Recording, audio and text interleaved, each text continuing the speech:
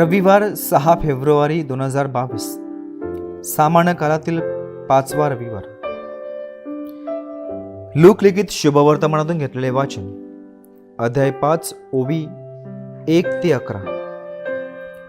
लोकसमुदाय येशूजवळ गर्दी करून देवाचे वचन ऐकत असता तो गनेसरेत सरोवराच्या किनाऱ्याशी उभा होता. तेव्हा त्याने सरोवराच्या किनाऱ्याला लागलेले 2 मछवे पाहिले. त्यावरील कोली खाली उतरून जाळी धुत होते. त्या मछव्यापैकी एक शिमोनचा होता. त्यावर चढून तो किनाऱ्यापासून थोडासा लोटावा म्हणून त्यांनी त्याला सांगितले. मग तो मछव्यात बसून समुदायास शिक्षण देऊ लागला. आपले बोलणे संपल्यावर त्याने शिमोनाला म्हटले, खोल पाण्यात हाकार, मग मासे धरण्यासाठी तुम्ही आपली जाळी खाली सोडा.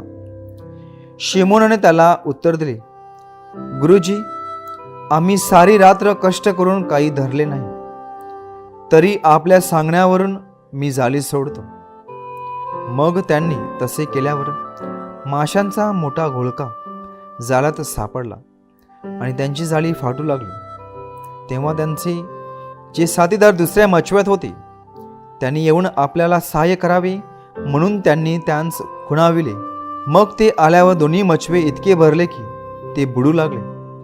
हे पाहून शिमोन पेत्र येशूच्या पाया पडून म्हणाला, प्रभूजी, माझ्यापासून जा, कारण मी पापी मनुष्य आहे. कारण त्यांनी धरलेल्या माशांचा घोळका पाहून तो आणि त्याच्या बरोबर असलेले सर्वजण विस्मित झाले होते. तसेच शिमोनाचे भागीदार जब्दीचे मुलगे याकोब आणि योहान हेही विस्मित झाले होते. तेव्हा येशू शिमोनाला म्हणाला, भिवू नको, इथून पुढे तू माणसे धरणारा होशील. मग मछवे किनाऱ्याला लावल्यावर सर्व सोडून देऊन ते त्याचे अनुयायी झाले. प्रभूचे हे शुभवर्तमान. हे ख्रिस्ता तुझी स्तुती असो. चिंतन. पवित्र व्यक्तीच्या उपस्थितीचे भावतरंग आसपासच्या व्यक्तीच्या जीवनात उमटत राहतात. ज्यांना त्याच्या पावित्र्याचा अनुभव येतो ते देखील मंत्रमुग्ध व अंतर्मुख होऊन जातात आणि त्यांच्याही नकळत त्यांचे अवघे जीवन पालटून जाते. आजच्या 3 वचनात असेच काहीसे घडत असल्याचे दिसून येते. 1. आश्चर्याची भावना. जेव्हा यशाया संदेष्टा मंदिरात देवाचे वैभवशाली तेज पाहतो तेव्हा तो देहभान हरपून जातो. खुद प्रभूने आपल्याला दृष्टांत दिला असे मानणारा संत पौल भारावलेल्या मनस्थितीत लेखन करताना दिसतो. तर रात्रभर कष्ट करून काहीही न मिळालेले, हतबल झालेले आणि आता येशूच्या सांगण्यावरून जाळी फाटेपर्यंत मासली मिळविणारे पेत्र आणि त्याचे भागीदार आश्चर्यचकित व विस्मित होतात. या सर्वांचे कारण म्हणजे पवित्र व्यक्तीच्या उपस्थितीत आपल्याला अद्भुत असा अनोखा अनुभव येत असतो. 2. अपात्रतेची भावना. आपण अशुद्ध ओठांचा मनुष्य असून अशुद्ध ओठांच्या लोकांत आपण राहतो अशी अपात्रतेची कबुली यशाया देतो. परमेश्वर मात्र एका सेराफिम देवदूतच्या द्वारे इंगलीचा स्पर्श त्याच्या ओठांना करून त्याचा दोष दूर करतो. संत पौल स्वतःला प्रेषितांमध्ये कनिष्ठ असल्याचे मान्य करतो. संत पीटर देखील आपण पापी असल्याचे कबुली देत प्रभूला आपणापासून दूर जाण्याची विनंती करतो. मात्र ही अपात्रतेची भावना न्यूगंडासारखी नसते, तर ती पवित्र व्यक्तीच्या उच्चतम प्रतिष्ठेची साक्ष देणारी असते. 3. समर्पणाची भावना. परमेश्वराची योजना समजताच येशया म्हणतो, हा मी आहे, मला पाठव. संत पौल तर पूर्णपणे देवाच्या कृपेवर विसंबून राहण्याचा निर्धार करतो. तर पेत्र आणि त्याचे सोबती सर्व काही सोडून देवून येशूला अनुसरतात. अशी समर्पणाची भावना अनुभवण्यासाठी आपल्या सध्याच्या जीवनशैलीपेक्षा काहीतरी उदात्त, उत्कृष्ट आणि उच्च दर्जाचे आपल्याला खुणावणारे असावे लागते. यशिया, पौल व पेत्र यांना अशा मौल्यवान ठेवीचा शोध लागला तेव्हा ते देवाला पूर्णपणे शरण जाऊ शकले. आत्मपरीक्षण. मला पवित्र व्यक्तीच्या सहवासाचा थोडाफार वैयक्तिक अनुभव आलेला आहे का? संत मदर तेरेसा, पोप महोदय, येशूच्या 5 पवित्र जखमा धारण करणारे पवित्र स्त्री पुरुष, पवित्र भूमी, पवित्र तीर्थस्थळे, साक्रामेंताची पेटी या वातावरणाचा माझ्या जीवनावर कोणता प्रभाव दिसून येतो?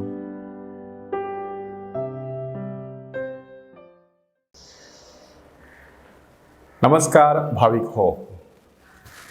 आज आपण संत मत्तईच्या शुभवर्तमानाची तोंड ओळख करून घेणार आहोत.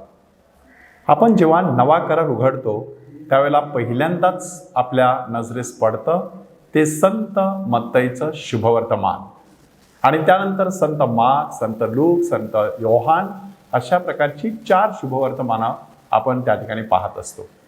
शुभवर्तमान हा जो शब्द आहे त्याच्यासाठी मूळ ग्रीक शब्द आहे एव्हांगेलिओन. एव्हांगेलिओन म्हणजे चांगली बातमी. आणि त्याच्या मागे एक छोटीशी पार्श्वभूमी आहे की जर एखादा राजा युद्धामध्ये यशस्वी झाला तर त्याचे काही सेवक त्याच्या राज्यामध्ये परतायचे आणि त्या सगळ्या लोकांना सांगायचे की आपला राजा युद्धामध्ये विजयी झालेला आहे, लवकरच तो आपल्या राज्यामध्ये परत येईल. त्यावेळेला त्याचं स्वागत करण्यासाठी सगळ्यांनी सज्ज व्हायचं आहे. घरदारं सजवायची आहेत, रोषणाई करायची आहे, फुलं उधळायची आहेत आणि अशा प्रकारे त्या राजाच्या स्वागताची तयारी करायची आहे.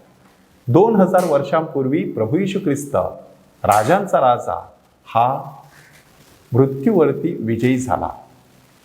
ती बातमी घेऊन त्याचे सेवक म्हणजे त्याचे शिष्य जगाच्या अंतापर्यंत जाऊन पोहोचले आणि त्यांनी जी बातमी दिली ती बातमी म्हणजे शुभवर्तमान.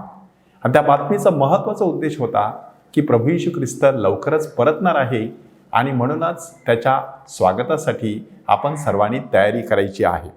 ह्यावरून आपल्या लक्षात आलेलं असेल की शुभवर्तमानं लिहिण्याची गरज का निर्माण झाली. त्यासाठी 4 महत्त्वाची कारणं आहेत. पहिलं कारण म्हणजे प्रभू येशू ख्रिस्ताचं पुनरागमन थोडंसं लांबणीवर पडलं. तोपर्यंत पहिल्या काही दशकांमध्ये लोक येशूच्या पुनरागमनाची वाट पाहत होते. 20 वर्ष झाली, 25 वर्ष झाली, 30 वर्षे होत आली तरी प्रभू येशू ख्रिस्त काही परतत नाही.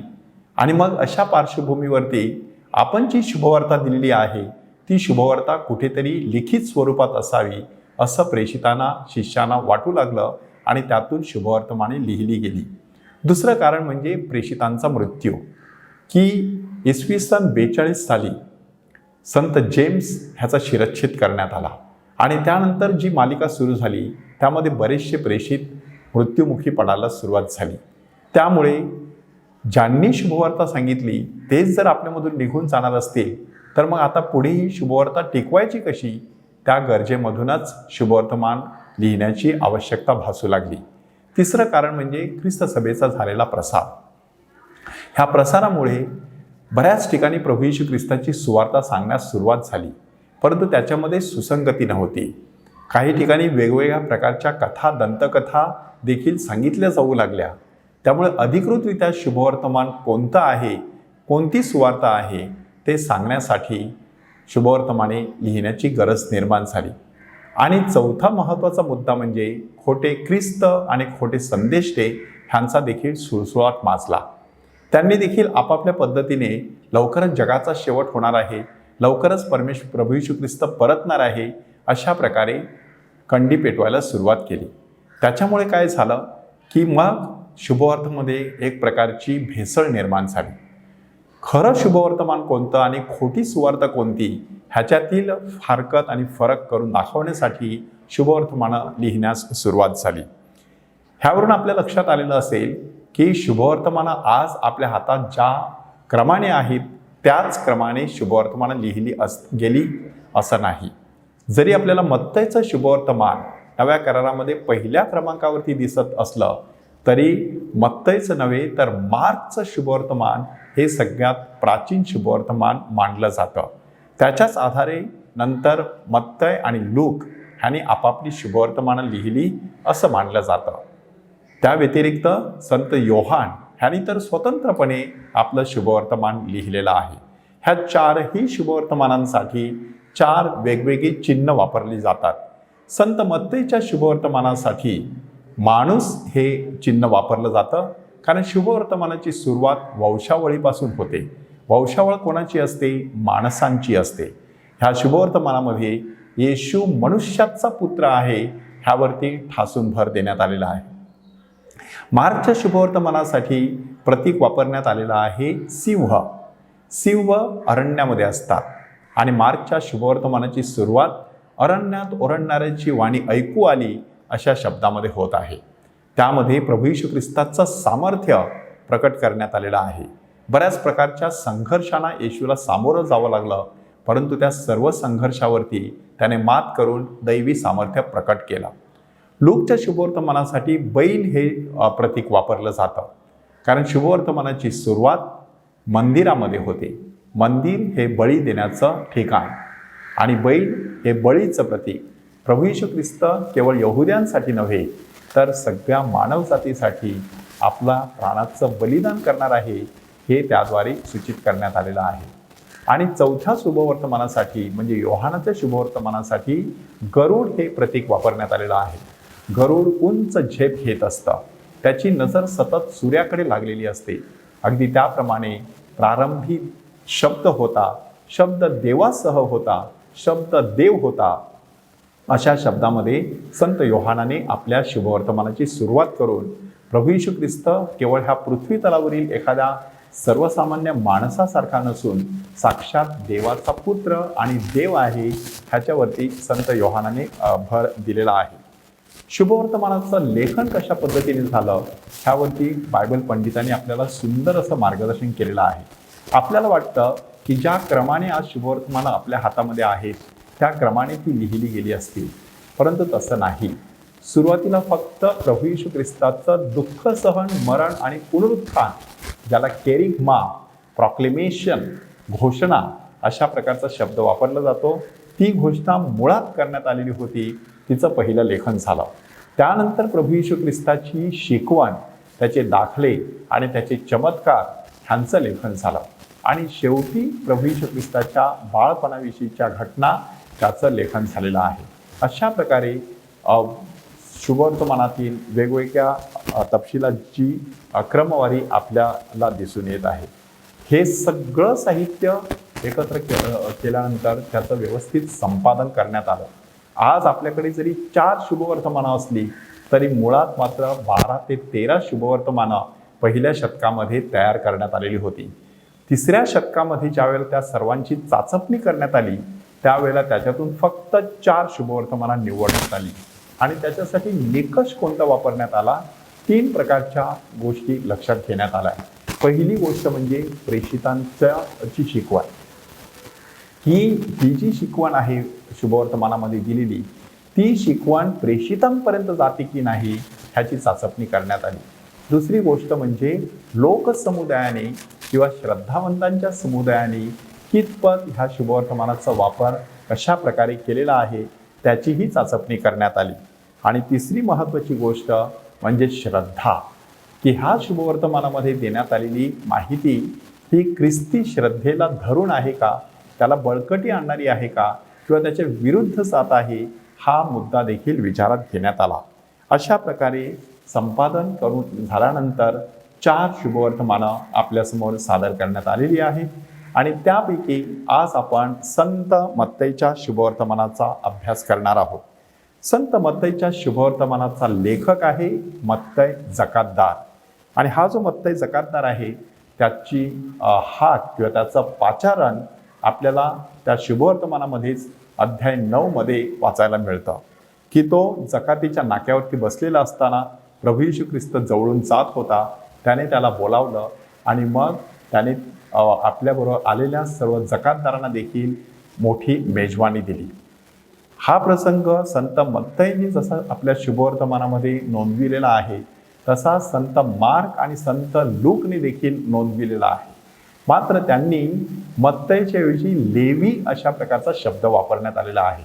मात्र मत्तईच्याच शुभवर्तमानामध्ये अध्याय 10 मध्ये जी प्रेषितांच्या नावांची यादी देण्यात आलेली आहे, त्या यादीमध्ये मत्तई जकातदार हा शब्द अगदी स्पष्टपणे नोंदविलेला असल्यामुळे लेवी म्हणा, मत्तई म्हणा, ह्या दोन्ही व्यक्ती एकच आहेत, ह्यावरती आज बायबल पंडितांचं एकमत झालेलं आहे.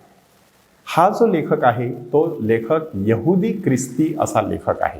ह्याचा अर्थ असा आहे की तो मुळात यहुदी धर्मातून आलेला आहे. नंतर प्रभू येशू ख्रिस्ताचा त्याच्यावरती एवढा पगडा बसलेला आहे की त्याने आपली लेखणी, आपलं ज्ञान प्रभू येशू ख्रिस्ताची सुवार्ता पसरविण्यासाठी वापरलेला आहे. त्यामुळेच आपल्याला ह्या शुभवर्तमानामध्ये जवळजवळ 40 वचने ही जुन्या करारातून घेतलेली आहेत आणि त्याची परिपूर्ती प्रभू येशू ख्रिस्ताठायी झालेली आहे, अशा प्रकारची माहिती वाचायला मिळते. त्यासाठी एक महत्त्वाचा शब्दप्रयोग म्हणजे शास्त्रलेख पूर्ण व्हावा म्हणून अशा प्रकारचे शब्द आपल्याला वाचायला मिळतील. त्याचबरोबर नव्या करारातील म्हणजे विशेष करून मत्तईच्या शुभवर्तमानातील अध्याय 13 वचन 52 जर आपण वाचलं तर ते शब्द संत मत्तईला आणि त्याचबरोबर प्रभू येशू ख्रिस्ताला देखील तंतोतंत लागू पडणारे आहेत की जो शास्त्री देवाच्या राज्याचा शिष्य झालेला आहे तो आपल्या भांडारातून जुन्या नव्या गोष्टी काढणाऱ्या गृहस्थासारखा आहे. तो गृहस्थ दुसरा तिसरा कोणी नसून साक्षात संत मत्तई आहे असं मानलं जातं.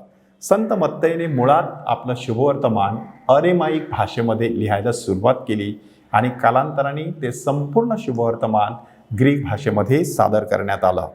सर्वसाधारणपणे जो काळ आहे तो काळ 80 ते 90च्या दरम्यानचा आहे.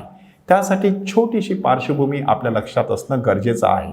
सर्वसाधारणपणे इसवी सन 30 ते 33 ह्या काळामध्ये प्रभू येशू ख्रिस्ताचं दुःख सहन, मरण आणि पुनरुत्थान हा घटनाक्रम घडलेला आहे असं मानलं जातं. इसवी सन 35 साली संत स्टेफन ह्याच्यावरती हल्ला करून त्याला दगडमार करण्यात आला. त्याची वस्त्रे, मारेकऱ्यांची वस्त्रे सांभाळण्याची जबाबदारी ज्या युवकाच्याकडे होती तो होता शौल. त्याचं परिवर्तन इसवी सन 36 साली झालं असं मानण्यात येतं.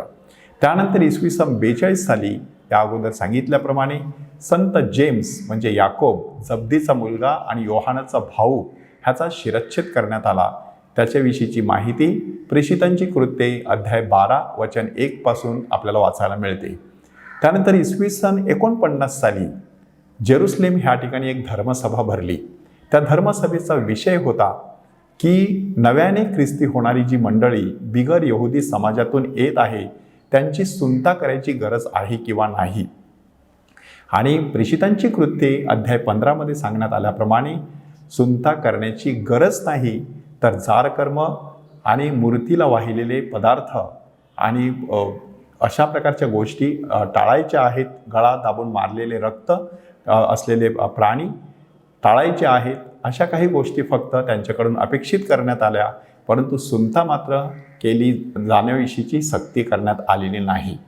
इसवी सन 51 साली संत पौलाचं पहिलं ख्रिस्ती नव्या करारातील साहित्य प्रसिद्ध झालं, थेस्सलनिका करास पहिलं पत्र.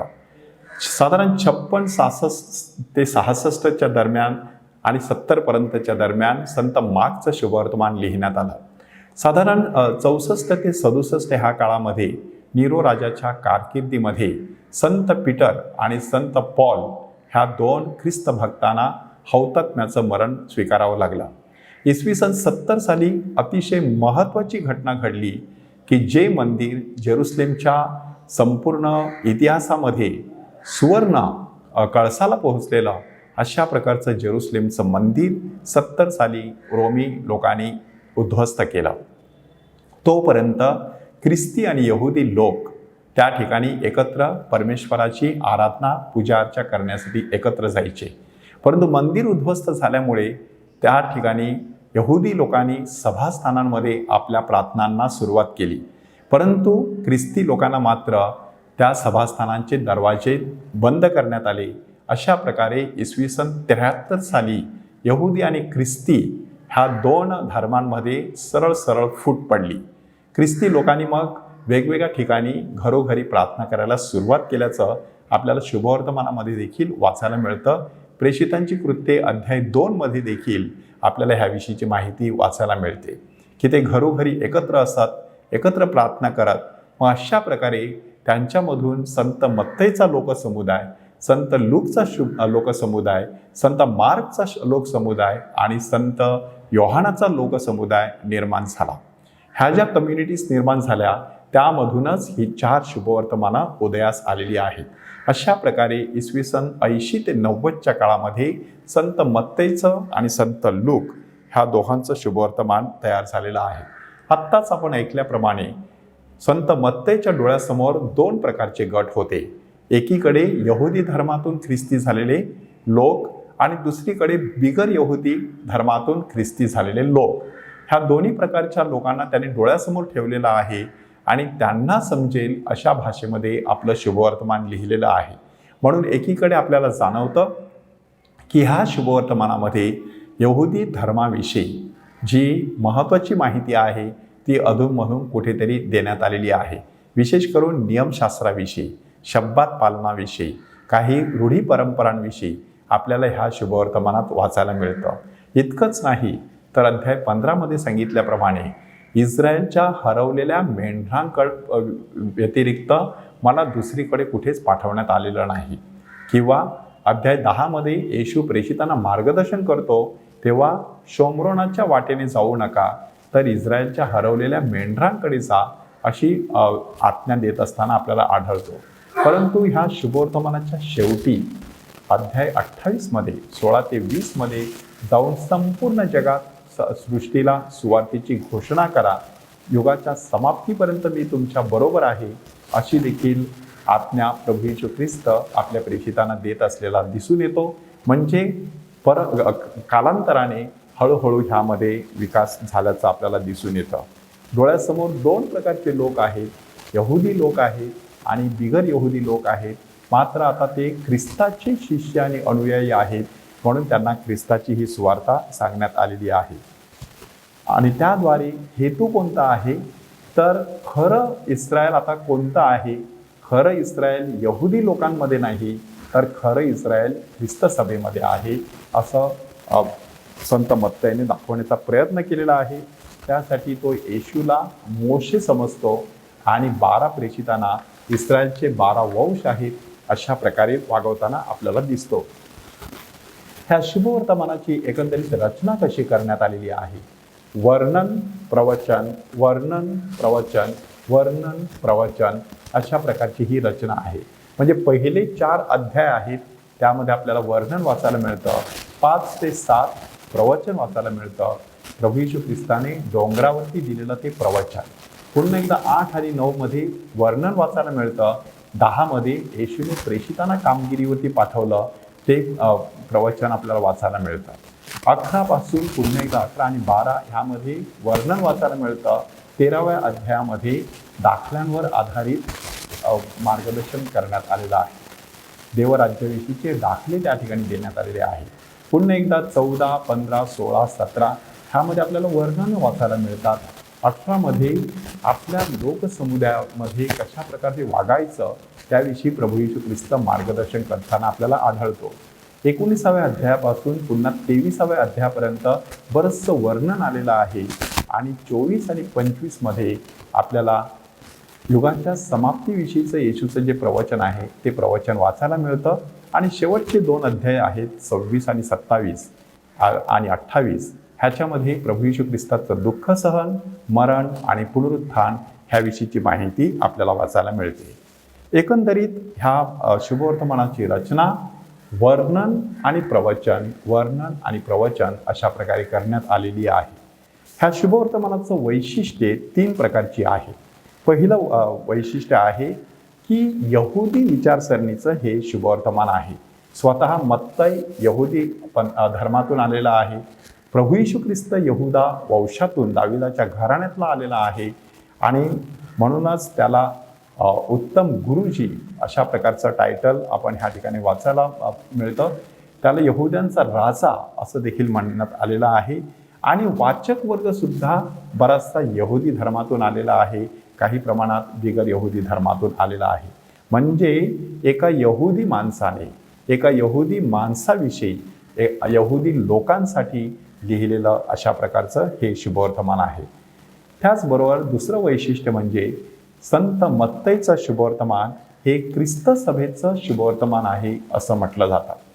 म्हणजे प्रारंभीच्या ख्रिस्त सभेमध्ये संत मत्तईचं शुभवर्तमान हे खूप प्रसिद्ध होतं. इतकंच नाही तर संपूर्ण बायबलमध्ये देवराज्य ही संकल्पना 101 वेळा आलेली आहे, परंतु चर्च ही जी संकल्पना आहे ती फक्त 2 वेळा आलेली आहे, आणि ती सुद्धा संत मत्तईच्या शुभवर्तमानामध्ये अध्याय 16 वचन 18 मध्ये आणि अध्याय 18 वचन 17 मध्ये. काय नक्की पार्श्वभूमी आहे ह्या 2 वचनांची? की अध्याय 16-18 मध्ये येशू पेत्राला सांगतो की तू खडक आहेस आणि ह्या खडकावर मी आपली मंडळी रचीन. मंडळीसाठी तो शब्द आहे एक्लेसिया, त्याचंच भाषांतर आहे चर्च. आणि 18-17 मध्ये काय सांगण्यात आलेलं आहे? अपराध करणाऱ्याबरोबर कसं वागायचं, जर त्याने तुमचं ऐकलं नाही तर शेवटी मंडळीला कळव. ती मंडळी म्हणजे ख्रिस्त सभा. अशा प्रकारे की हे ख्रिस्त सभेचं शुभवर्तमान आहे. तिसरी महत्त्वाची गोष्ट आहे वंशावळ.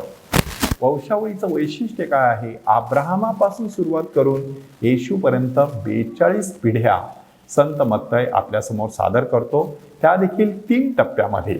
पहिल्या टप्प्यात 14 पिढ्या, दुसऱ्या टप्प्यात 14 पिढ्या आणि तिसऱ्या टप्प्यात 14 पिढ्या.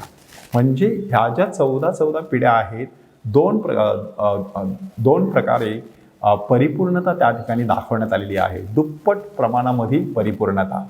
7 हा आकडा परिपूर्ण मानला जायचा, 14 म्हणजे दुप्पट परिपूर्णता.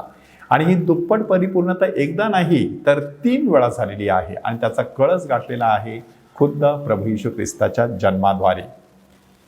त्याचबरोबर 4 स्त्रियांचं वर्णन आपल्याला त्या ठिकाणी वाचायला मिळतं. तामार आहे, राहाब आहे, रूथ आहे आणि बातशिबा आहे.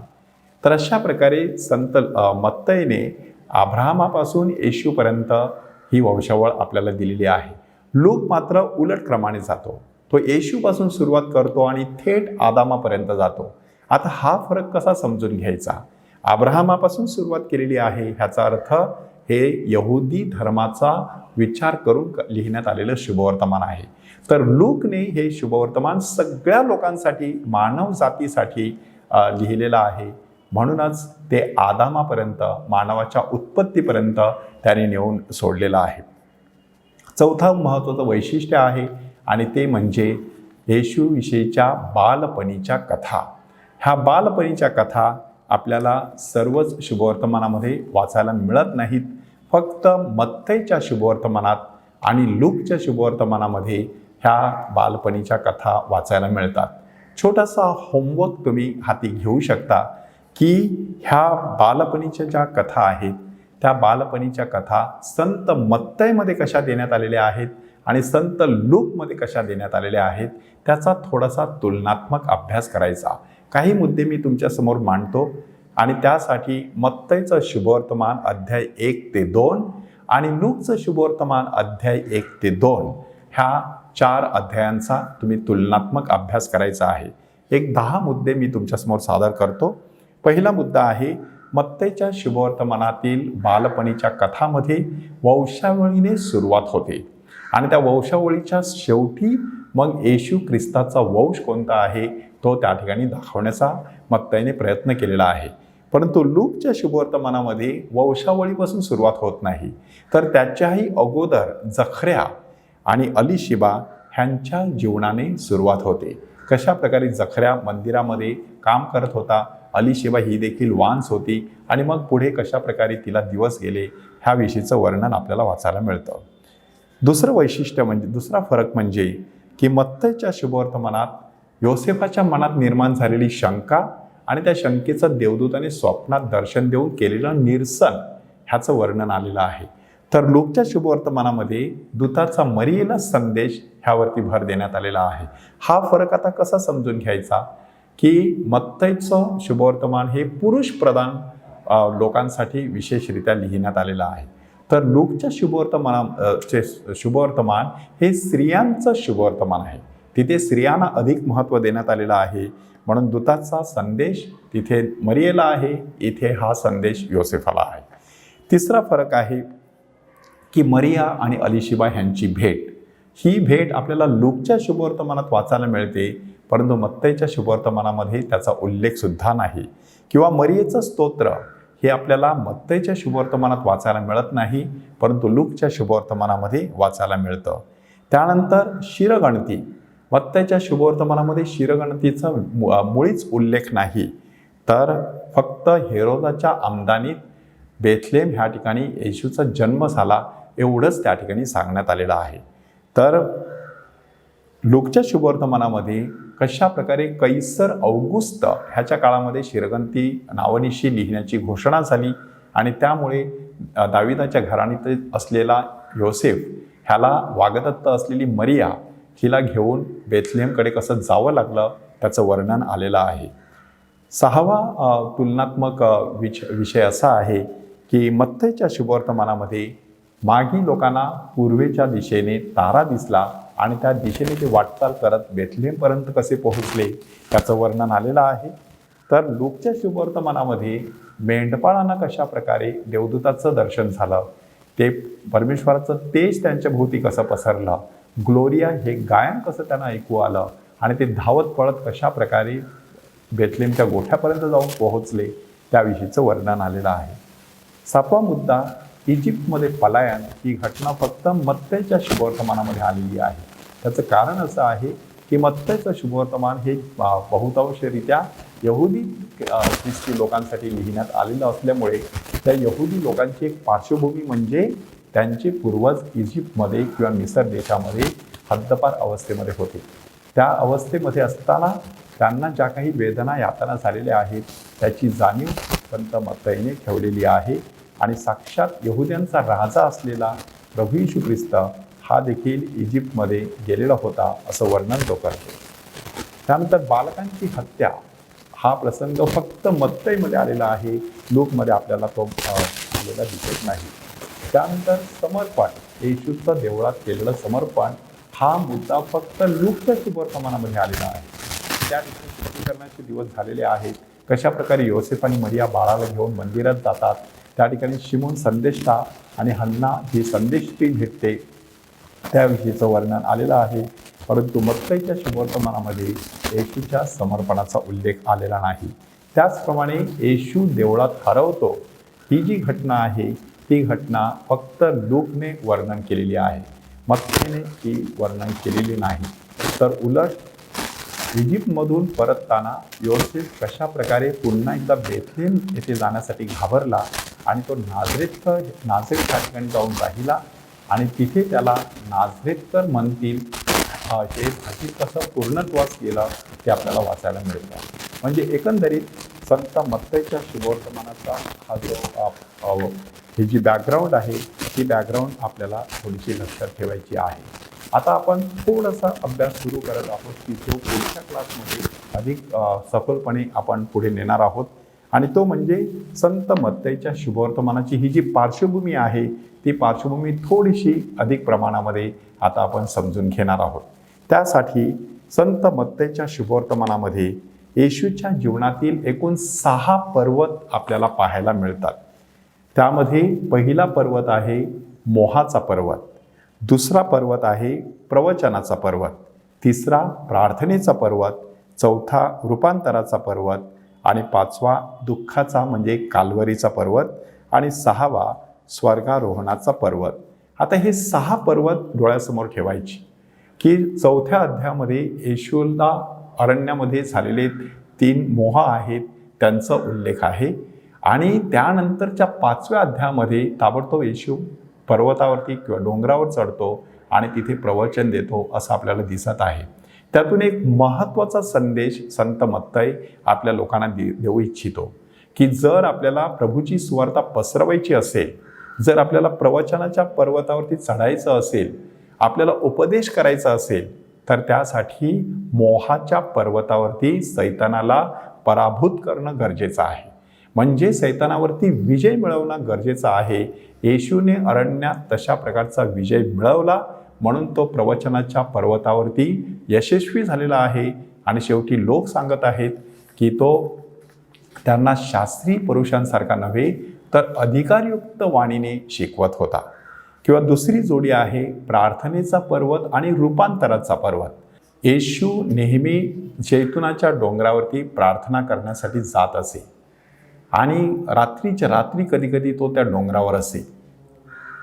एक दिवस त्याने आपल्या 3 प्रेषितांना पेत्र, याकोब आणि योहान ह्यांना घेऊन तो ताबोर पर्वतावरती गेला आणि त्या ठिकाणी त्यांच्याच देखत त्याचं रूपांतर झालं. मोशे आणि एलिया त्याच्याबरोबर संभाषण करताना त्याला दिसले आणि पेत्राला वाटलं की आपण इथेच राहावं.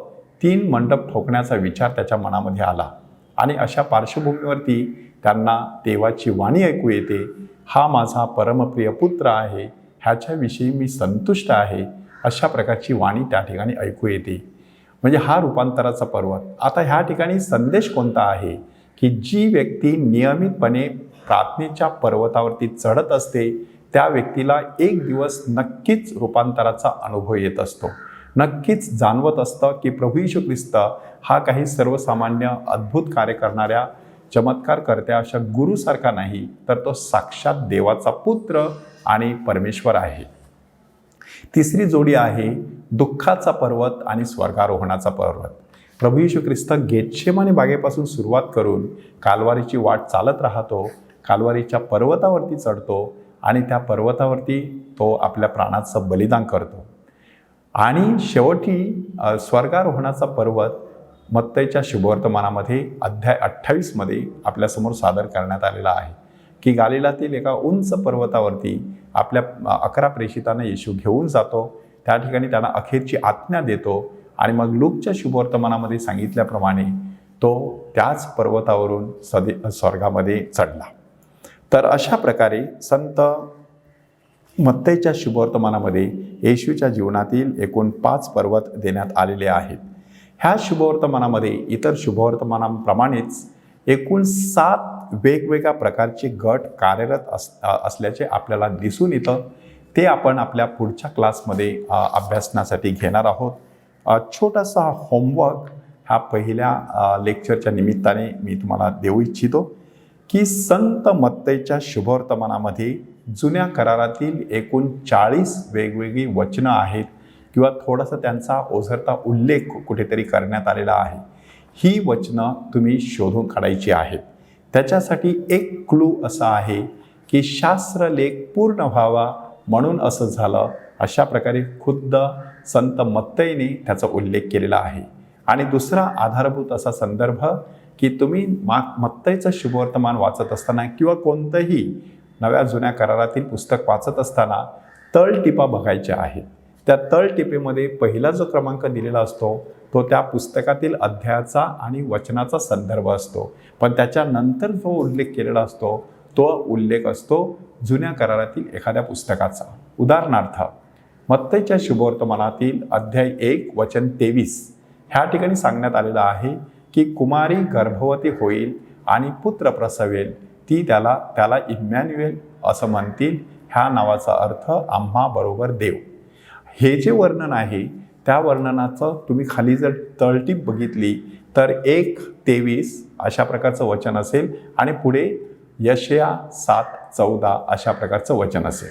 तर अशा प्रकारे हे संदर्भ शोधून काढायचे आणि कशा प्रकारे मत्तई जुन्या कराराचा वापर करून नव्या करारामध्ये विशेष करून आपल्या शुभवर्तमानामध्ये येशूची सुवार्ता कशी सांगतो ते समजून घेण्याचा प्रयत्न करायचा आहे. तर आपल्या पुढच्या वर्गामध्ये आपण ह्या शुभवर्तमानातील 7 वेगवेगळे गट कोणते, त्यांचं कार्य कोणतं आणि शुभवर्तमानामध्ये ते काय करतात ते समजून घेणार आहोत. आणि त्यानंतर सर्व 28 अध्यायाविषयी थोडीशी ओझरती माहिती मिळवणार आहोत.